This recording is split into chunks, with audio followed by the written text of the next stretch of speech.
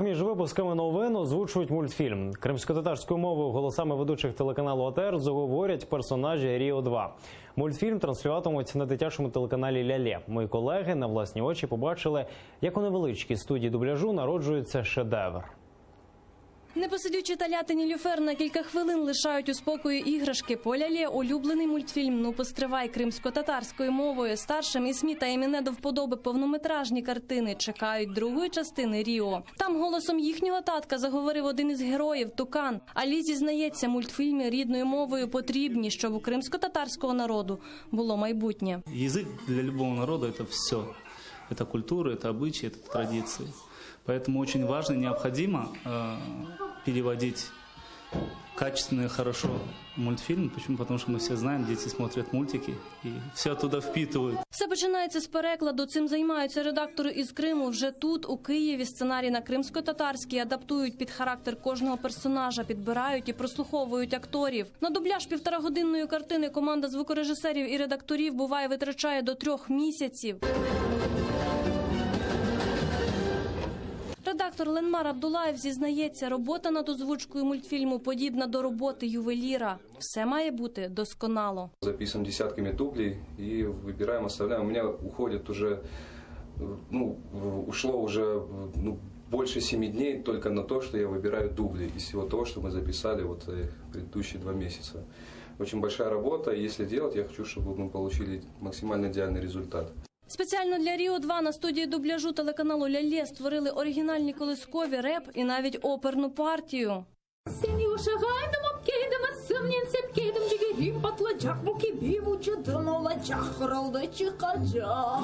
Романтичну і закохану жабку з Ріо-2 озвучила керівник проєкту Алія Хаджабадінова. Розповідає, переглядаючи мультфільм, одразу зрозуміла – ця роль саме для неї. Эта героиня, вообще у нас похожи характеры, она такая же мечтательная, такая же вся на позитиве. Я точно такая же, она влюблена в персонажа и знает, что у них с ним ничего не получится, что она не может до него дотронуться, потому что она ядовитая. Шевкета Наметулаєва глядачі телеканалу АТР звикли бачити в костюмі та краватці. Зазвичай він веде новини кримськотатарською. У мультфільмі «Ріо-2» його голосом заговорить і навіть заспіває кумедна пташка на ім'я Педро.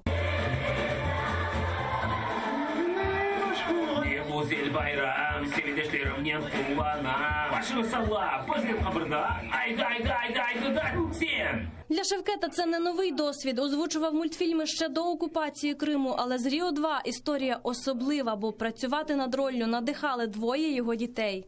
Мои дети постоянно смотрят мультики то на русском, то на украинском, то на турецком, но нет родного языка, чтобы слышать именно с детства.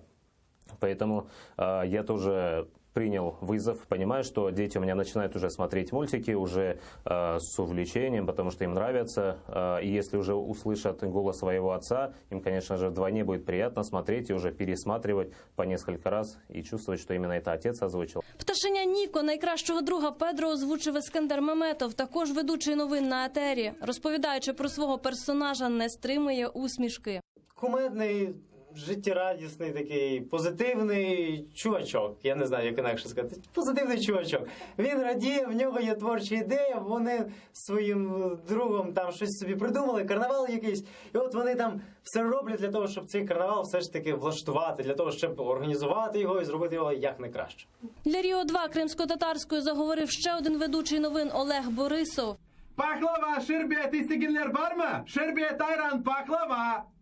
Зізнається, роль далась непросто, бо мова йому не рідна. Проте тішиться, що долучився до благородної справи. У умовах сьогодення дуже важливо пропагувати, в хорошому сенсі цього слова, популяризувати кримсько-татарську мову. А особливо, коли це стосується мультфільмів, які будуть переглядати діти, наступне покоління, то мене тут взагалі гордість розпирає. Аліє і Ленмар не збираються зупинятися на Ріо-2. Мріють, аби щомісяця на телеканалі «Лялє» виходив новий мультфільм з їхньою озвучкою. Ентузіазму та ідей не бракує, однак дубляж мультфільмів – процес не з дешевих. Це і професійна апаратура, і робота звукорежисерів.